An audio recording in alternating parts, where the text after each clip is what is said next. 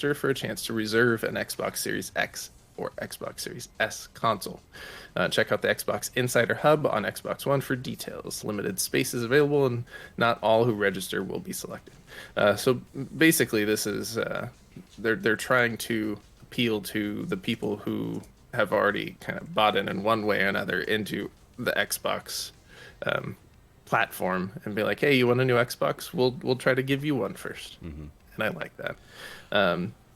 I thought for a long time that what Xbox or Microsoft and Sony should have done in some way is people that are established on their platforms just be like, hey, we'll sell you one, and then you're in line, and we'll just start shipping them down that line. And when you get yours, you get yours. Because I would have done that even early on. I would have bought it, and they're like, hey, it might be 3 months, but at least you bought one, you bought the one you want, and when it's available, we'll send it to you. So I think the same thing in an idealistic way, and then my brain goes, I'm sure they're focused on trying to convert people, right? They want to get market share, and so they're not willing to do that because the loyalty is not as appealing as people switching, right? For sure. And I don't know if that's true, but that's my gut instinct is why they wouldn't do something like that. But how cool would that be if you've been a long, full-fledged member of the PlayStation crew, and they're like, hey, because of that, we're going to reward you. I think that would be an awesome thing to do, and I just don't imagine they'll ever do it that way. Maybe this is a start, though. Maybe. And so this pilot program, maybe it'll go well, and it'll be a good model for things in the future. So we'll see.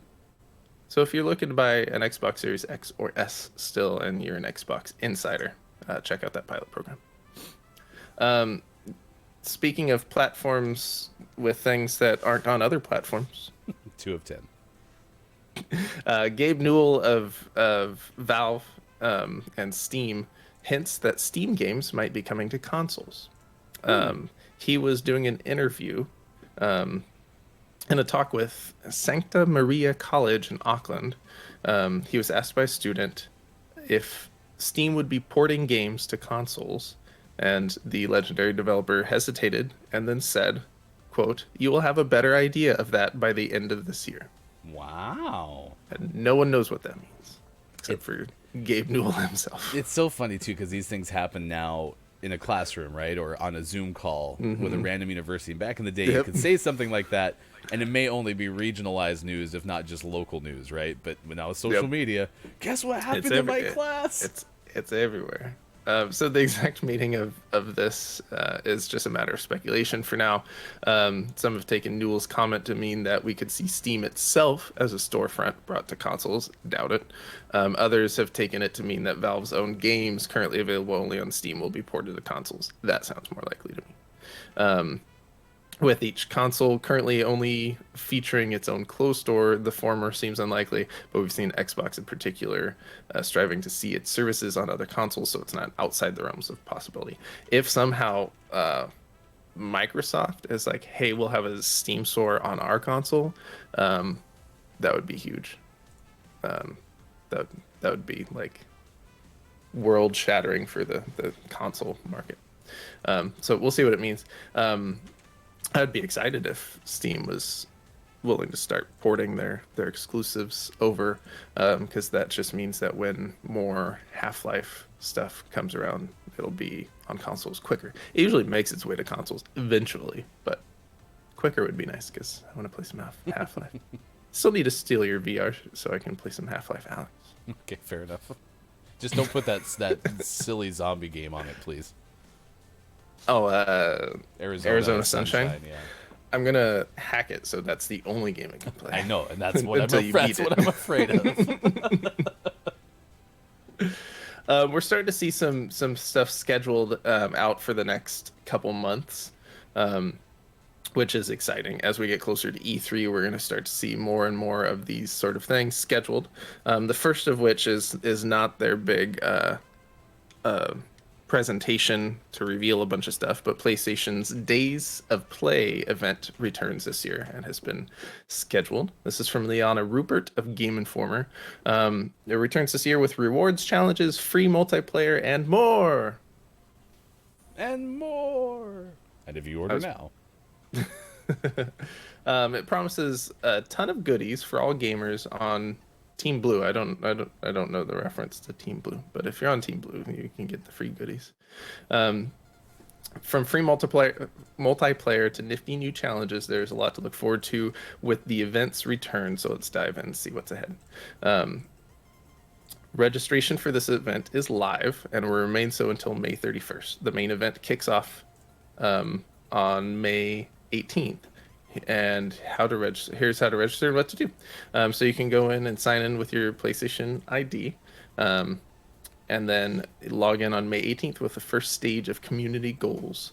And stage one, 2.4 million games played for the community goal, 7.2 million trophies earned, and a bonus goal, 3 million games played, 8.8 million trophies earned. So as a community, if you hit these benchmarks, cool things happen. So it's kind of cool. Stage 2 has similar numbers. They all slightly increase. So games go from 2.4 to 2.9 to 3 as you go from stage 1 to 2 to 3. And trophies increase by small margins as well, up to 9 million trophies earned for stage 3. If all these goals are reached, then there is a cumulative prize for all with an additional PSN avatar and PlayStation 4 dynamic theme. Also included during this time are special sales on games and free online multiplayer weekends for those to get online and play with friends across PlayStation 4 and PlayStation 5 ecosystems without PlayStation Plus. So if you're interested in playing stuff and having some community feels and possibly earning some neat prizes, check that out.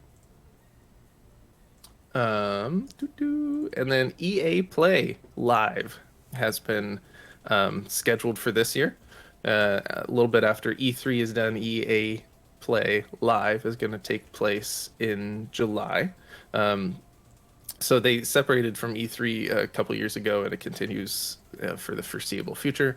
And so they have their own event on July 22nd. So we'll be able to see some conferences continued into July. Still waiting to hear on the other ones that don't directly do theirs through E3, which has been PlayStation and Nintendo in the past.